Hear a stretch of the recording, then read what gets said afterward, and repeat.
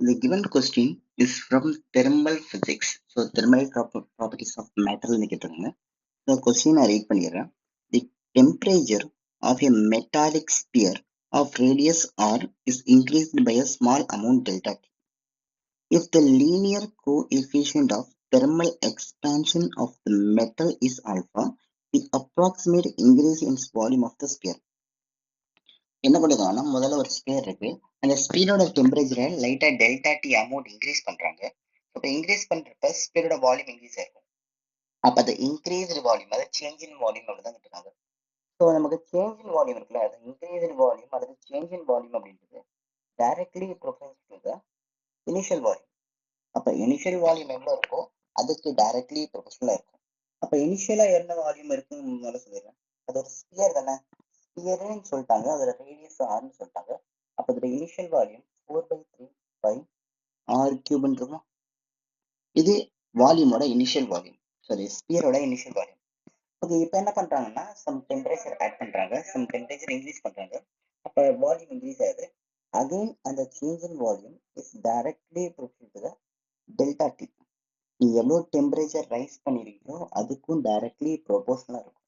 அப்ப இது ரெண்டையும் கம்பைன் பண்ணி எழுதுனா அப்படின்னா எனக்கு delta V is directly proportional to V naught times delta டின்னு இருக்குமா. ஸோ இந்த இந்த இந்த சிம்பிள் இருக்குல்ல, இது என்னன்னு கேட்டா ப்ரொபோர்ஷனாலிட்டி கான்செப்ட். இது வந்து ப்ரொபோர்ஷனாலிட்டி சிம்பிள், இது வந்து ப்ரொபோர்ஷனாலிட்டி. இப்போ யூஸ்வலா நம்ம ப்ரொபோர்ஷனாலிட்டி ரிமூவ் பண்றதுக்கு ஒரு கான்ஸ்டன்ட் இருக்கும். அந்த கான்ஸ்டன்ட் வந்து நான் காமான்னு சொல்றேன். Delta V is equal to gamma V not delta T. இதான் வந்து இந்த இன்க்ரீஸ்டு வால்யூமோட ஃபார்முலா. இங்க காமான்னு ஒரு டேர்ம் இருக்குல்ல, இந்த காமா என்னன்னு கேட்டா, ஸோ நமக்கு இங்க பாத்தீங்கன்னா இந்த linear coefficient of thermal expansion இருக்காங்களா, பட் இங்க காமான்றது என்ன கேட்டா வால்யூம் கோஎஃபிஷியன்ட். இதோட பேர் என்ன கேட்டா வால்யூம் கோஎஃபிஷியன்ட்,